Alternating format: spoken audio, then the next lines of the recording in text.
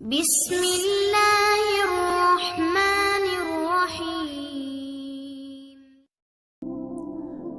ٹھیک ہے، آزادی اور سکون اسی میں ہے کہ لباس کی ٹینشن ختم کر دو، لیکن یہ سکون 2 دن کا ہے۔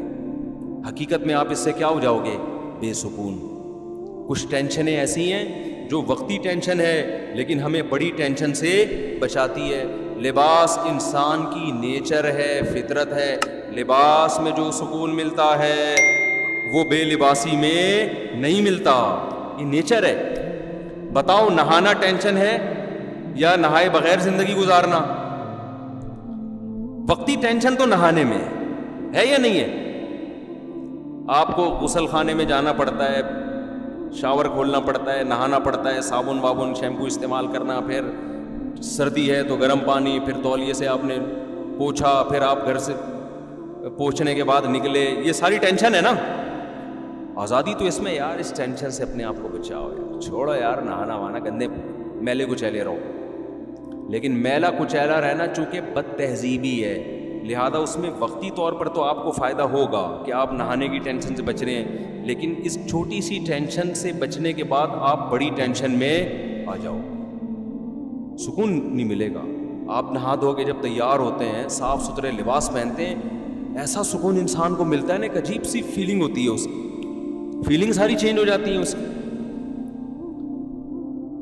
وجہ کیا ہے کہ نہانا اور اچھا لباس پہنا، اس کا تعلق کس سے ہے؟ تہذیب سے۔ جو بھی تہذیب والی زندگی ہوگی نا، وقتی ٹینشن ہوگی لیکن اس کے اثرات کیا ہوں گے؟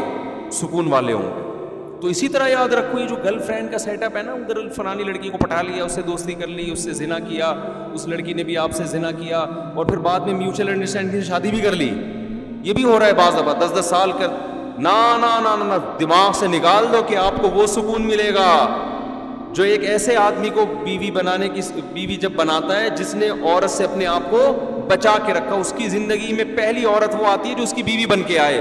خدا کی قسم، اس کے جو جذبات اور اس کے گھر بسانے کا جذبہ اور اس میں جو بیوی سے محبت، اسی طرح وہ عورت جس کی زندگی میں پہلا مرد آیا اور شوہر بن کے آیا ہو، ان دونوں میں جو آپس میں ریلیشن ہوتا ہے، گرل فرینڈ بوائے فرینڈ میں منہ مارنے والے کتے بلی کی طرح، گدھے گھوڑوں کی طرح، وہ اس سکون اور اس لائف کا، اس تہذیب کا تصور کر ہی نہیں سکتے۔ وہ میں تبھی کہتا ہوں، جو عیاشی مولوی کرتے ہیں نا، جو لوگ سمجھتے ہیں مولوی لوگ عیاش، یہ تو بیچارے کی زندگی محدود ہے، خدا کی قسم ان کی لائف میں جو مولوی یا مولویوں جیسے ہوں، میں 2 نمبر مولویوں کی بات نہیں کر رہا، پھر فوراً لوگ کہتے ہیں یہ مولوی دیکھو یہ کیا کر رہا ہے، یہ مولوی دیکھو، بھائی میں 1 نمبروں کی بات کر رہا ہوں۔ ان کی زندگیوں میں جو سکون ہوتا ہے، گھریلو لائف میں بیوی سے محبت، بچوں سے ان کو محبت ملتی ہے، وہ سکون ایک عام آدمی اس کا تصور نہیں کر سکتا۔ ہم نے اپنے والد کو بچپن سے دیکھا نا، ہمیں پتا تھا ہمارے والد کوئی غیر اخلاقی سرگرمیوں میں نہیں ہے، ہمیں اپنے باپ سے بڑی عقیدت تھی، بڑی محبت تھی، یاد ہے۔ اچھا، ہم نے اپنے والد کو بچپن سے دیکھا، نماز پڑھتے ہیں، تلاوت کرتے ہیں، روزانہ جب گھر آتے تھے نہاتے تھے، اتنی خوبصورت ان کی بڑی داڑھی تھی، چہرے پہ ایک رونق تھی، تہجد کے لیے اٹھ کے لمبی دعا مانگا کرتے تھے۔ بتاؤ بیٹا، جب باپ میں یہ صفات دیکھے گا، اس کو جو باپ سے محبت ہوگی، ایک عام آدمی کو اپنے لبرل باپ سے ایسی محبت ہو سکتی ہے؟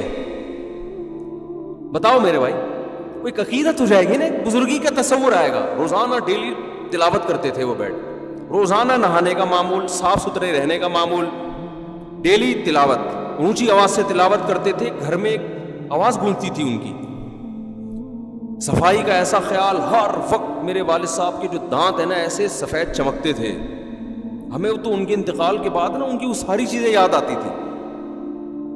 اور کوئی گٹکا نہیں، کوئی پان نہیں، کوئی سگریٹ نہیں۔ تو میں، پتہ ہے میرے ذہن میں کیا تصور تھا؟ دنیا میں سب سے اچھے کون ہیں؟ میرے والد ہیں، مجھے ایسا لگتا ہے۔ میں دوسروں کے ابا کو دیکھتا تھا سگریٹ پی رہے ہیں، میں کہتا یار ان کے بیٹوں کے دلوں میں ابا کا تقدس کیسے آئے گا؟ باپ تو اسی شکل میں اچھا لگتا ہے نا۔